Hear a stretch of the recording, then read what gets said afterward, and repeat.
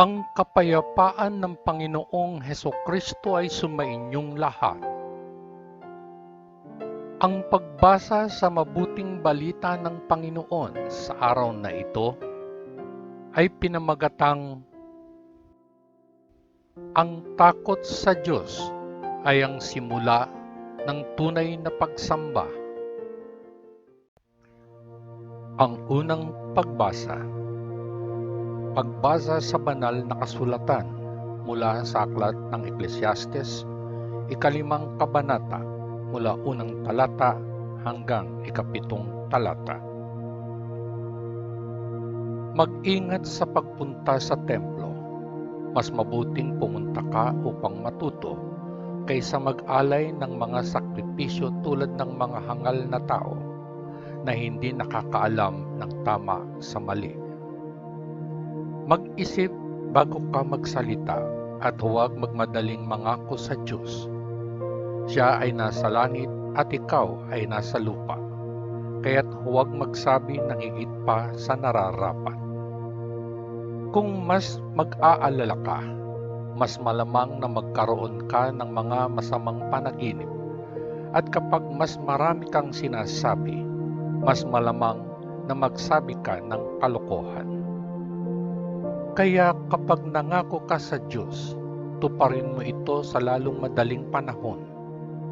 Walang silbi sa Kanya ang isang hangal. Gawin mo ang ipinangako mong gagawin. Mas mabuting huwag nang mangako kaysa mangako at hindi matutupad. Huwag mong hayaang akayin ka ng sarili mong salita sa kasalanan para sabihin mo sa pari ng Diyos na hindi mo sinasadya. Bakit gagawin mo na magalit sa iyo ang Diyos? Bakit mo hahayaan siya na sirain ang pinaghirapan mo?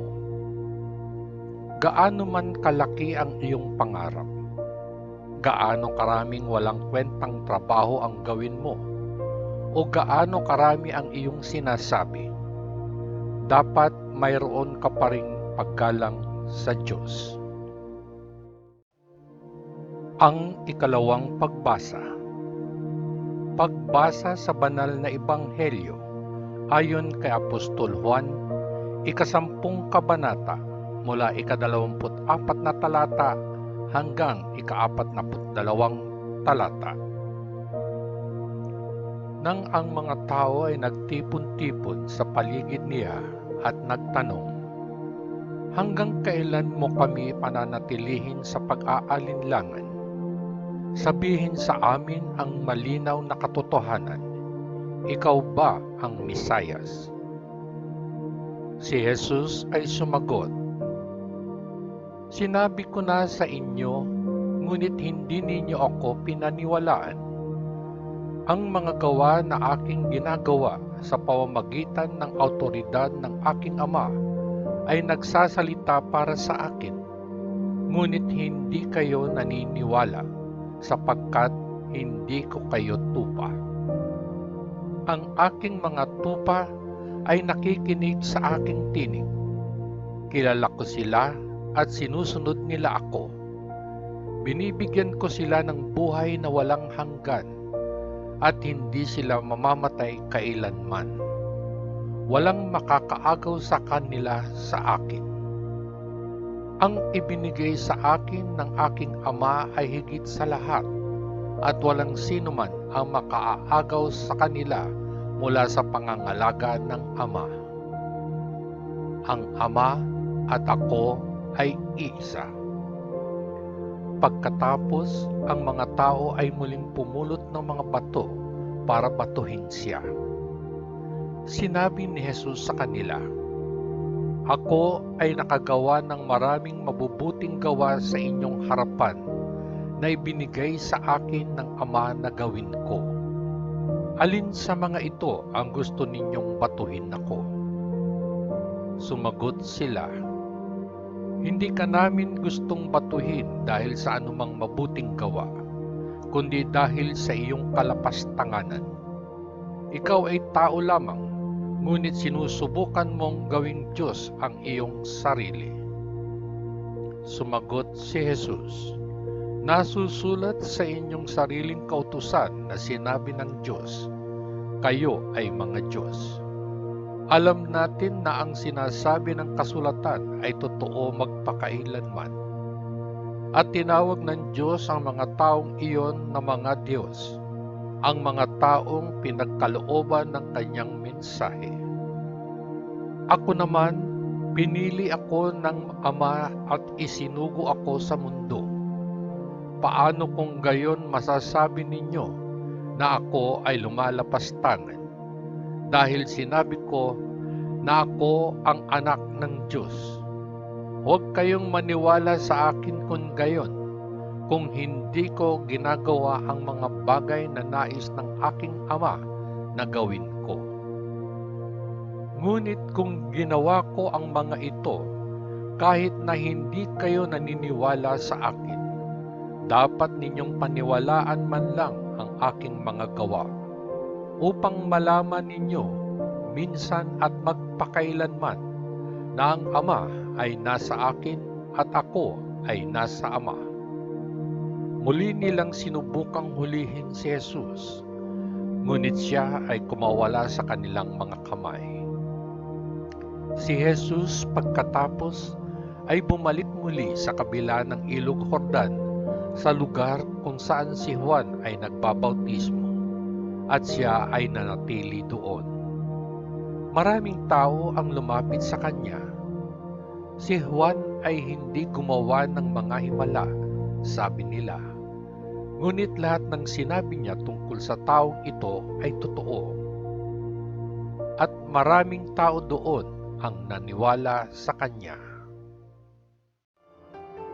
Ang mabuting balita ng ating Panginoon. Salamat sa Diyos Ama sa langit. Sa ngalan ng Panginoong Hesukristo na ating manunubos. Amen. Amen. Amen. Peace.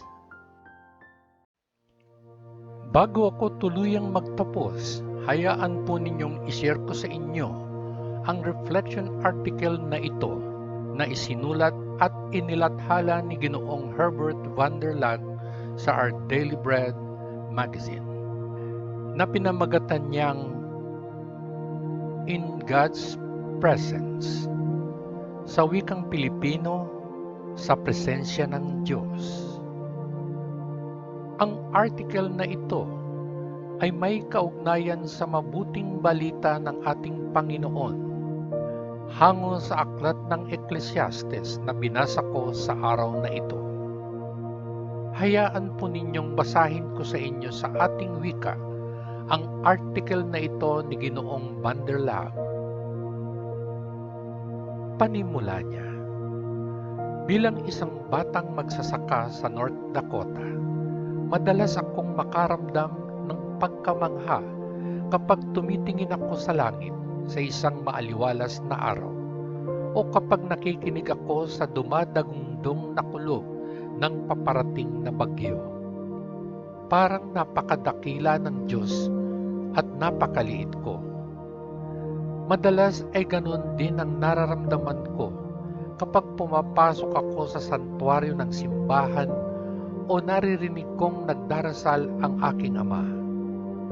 Pero ngayon inaamin ko na kung minsan ay nagiging kaswal ako kapag iniisip ko ang Diyos, nananalangin, nag-aaral ng Biblia o sumasamba.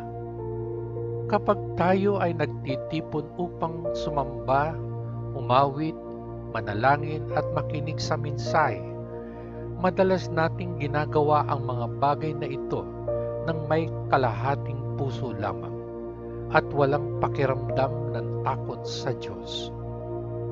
Ang Ecclesiastes, 5 kabanata, ay nagpapahayag tungkol sa mga isyong ito at nagbababala sa atin na huwag mangako sa Diyos ng walang ingat at mababaw. May kiling tayong madinig ang bahagi lamang ng sinasabi ng Diyos sa atin sa pamamagitan ng kanyang mga salita. ngunit ang tunay na pagdinig ay kinabibilangan ng maingat na pakikinig at may kasamang pagsunod. Seryosong usapin din ang hindi natupad na mga panata. Basahin natin ang bersikulo 2 at 4 hanggang 6.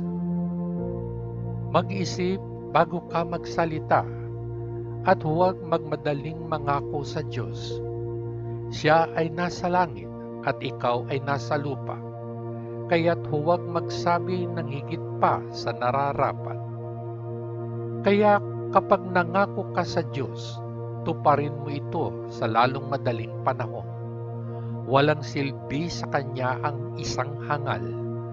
Gawin mo ang ipinangako mong gagawin.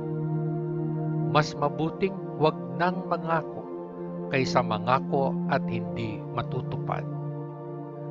Huwag mong hayaang akayin ka ng sarili mong salita sa kasalanan para sabihin mo sa pari ng Diyos na hindi mo sinasadya. Bakit gagawin mo na magalit sa iyo ang Diyos? Bakit mo hahayaan siya na sirain ang pinaghirapan mo? Tulad ng maraming panaginip na walang batayan sa katotohanan, ang walang ingat na pananalita ng hangal sa presensya ng Diyos ay walang laman. Basahin muli natin ang mga bersikulo 3 at 7. Kung mas mag-aalala ka, mas malamang na magkaroon ka ng mga masamang panaginip. At kapag mas marami kang sinasabi, mas malamang na magsabi ka ng kalokohan. Gaano man kalaki ang iyong pangarap, gaano karaming walang kwentang trabaho ang gawin mo, o gaano karami ang iyong sinasabi, dapat mayroon ka pa ring paggalang sa Diyos. Laging isaisip kung gaano kadakila at kabanalan ng Diyos at kung gaano tayo kaliit at makasalanan. Salamat sa Kanyang awa at biyaya. Ang mataimtim na pagninilay-nilay sa katangian ng Panginoon ang tutulong sa atin na sundin ang payo na matakot sa Diyos.